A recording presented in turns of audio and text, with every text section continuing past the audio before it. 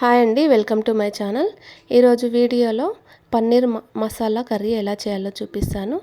ముందుగా ఒక కడాయి పెట్టుకొని స్టవ్ పైన 1 స్పూన్ ఆయిల్ వేసుకోవాలి. ఒక పెద్ద సైజు ఉల్లిపాయ ముక్కల్ని వేసుకోవాలి.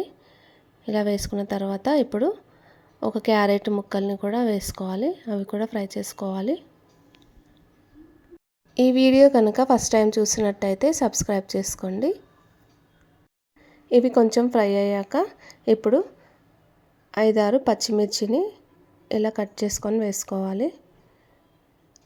పుదీనా కొంచెం, కొత్తిమీర కొంచెం వేసుకోవాలి. గుప్పెడు వేసుకొని ఇవి కూడా ఫ్రై చేసుకోవాలి.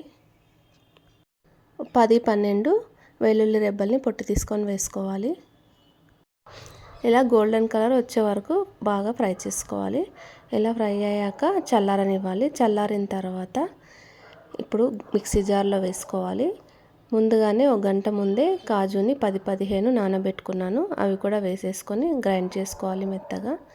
అది పక్కన పెట్టేసుకొని ఇప్పుడు 250 గ్రామ్స్ పన్నీర్ తీసుకున్నాను. అవి చిన్న ముక్కలుగా కట్ చేసి పెట్టుకోవాలి. ఇలా నేను చూపించిన విధంగా ఇంత ముక్కలు కట్ చేసుకోవాలి.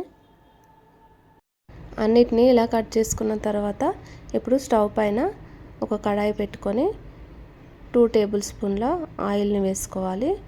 ఇలా ఆయిల్ వేడెక్కిన తర్వాత లవంగాలు 3, ఇలాచీలు 3, ఒక దాల్చిన చెక్క ఇంచు, రాయి పువ్వు, ఇంకా జీలకర్ర, అనాస పువ్వు వేసుకొని ఫ్రై చేసుకోవాలి. తర్వాత ఇందాక మిక్సీ జార్లో గ్రైండ్ చేసుకున్న మసాలాను కూడా వేసుకొని లో ఫ్లేమ్లో పెట్టుకొని ఆయిల్లోనే ఇలా ఫ్రై చేసుకోవాలి.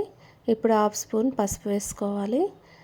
గరం మసాలా 1/2 స్పూన్, రుచికి సరిపడా సాల్ట్, 1 స్పూన్ జీలకర్ర పొడి, 1 స్పూన్ ధనియాల పొడి వేసుకొని ఫ్రై చేసుకోవాలి. ఇలా ఆయిల్లోనే బాగా ఉడికించుకోవాలి కలుపుకుంటూ. పచ్చిమిర్చి కారం సరిపోలేదు అనుకుంటే మరో 1 స్పూన్ వేసుకోవాలి. లేదు సరిపోయింది అనుకుంటే మళ్ళీ కారం వేయకూడదు. నాకు పచ్చిమిర్చీలు చప్పగా ఉన్నాయి కాబట్టి 1 స్పూన్ కారం పొడి వేసుకున్నాను. వేసుకొని ఉడికించుకోవాలి. ఇప్పుడు 2 పచ్చిమిర్చి చిలుకలు, 1/2 కప్పు వరకు పెరుగును వేసుకోవాలి. ఇలా వేసుకొని ఇప్పుడు కొన్ని వాటర్ పోసుకొని మూత పెట్టి ఉడికించుకోవాలి ఈ గ్రేవీని మొత్తం. ఇలా వాటర్ పోసుకొని ఇలా బాగా కలిపేసుకొని ఇప్పుడు మూత పెట్టి ఉడికించుకోవాలి ఆయిల్ పైకి తేలే వరకు. ఇలా ఉడికిన తర్వాత ఇప్పుడు ఇందాక కట్ చేసుకున్న పన్నీర్ని వేసుకోవాలి. 2 మినిట్స్ మూత పెట్టి ఉడికించుకోవాలి. ఉప్పు కారాలన్నీ పన్నీర్కి పట్టుకొని ఉంటాయి. ఇప్పుడు ఆయిల్ పైకి తేలింది కాబట్టి మనకు పన్నీర్ మసాలా కర్రీ రెడీ అయిపోయింది. ఇప్పుడు కొంచెం క్రీమ్ వేసుకున్నాను.